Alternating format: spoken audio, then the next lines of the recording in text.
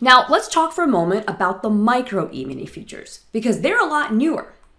Listen, I've been trading this market so long that I can tell you the dates when these things were born, okay? The E-mini S&P, the big brother of the micro, started trading in, September 1997. But the micro came in back in 2019 because the mini contracts got too big. The pricing of the mini contracts got to be too expensive for a lot of newer traders.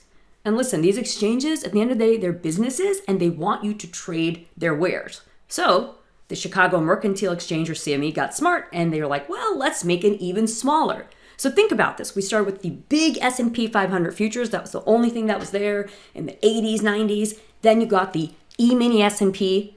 Now they're the micros as well. Now, the micros aren't just for the E-mini S&P. They are across all four of the major indexes. And the actual smallness, if you will, of the micro is the following.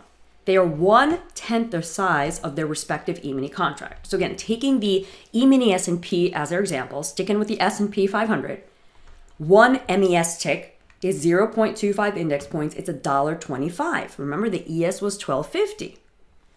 So that makes one MES point, which has 4 ticks in it, just $5, whereas the ES is $50. You can see right out of the gate that this allows you, if you have a smaller trading account and you cannot accommodate the margins required to trade the ES, you can trade the MES. So the size is different, but what's the same? Still quarterly contracts, still nearly 24 hours a day, 6 days a week trading, and it should track the underlying S&P 500 cash index. Now, when I say should, it's because there are going to be variances between different types of instruments, even if they're all pointing to the same market. So keep that in mind. Now, special note is an ability to offset, okay? In theory, if you are long one E-mini contract but short 10 micro E-minis, you have a net zero position. That is factually true. I'm 99.99%. Here's the thing. I don't look at it as true fungibility. You can't go to the store, okay, and buy one long E-mini contract and then leave the store if you sell it and get 10 micro E-minis. It doesn't work that way. However, you can use micro E-minis to hedge positions in regular E-minis. This is not something I do. I am just letting you know that option is out there. So what are the ticker symbols? Again, sticking with the S&P 500.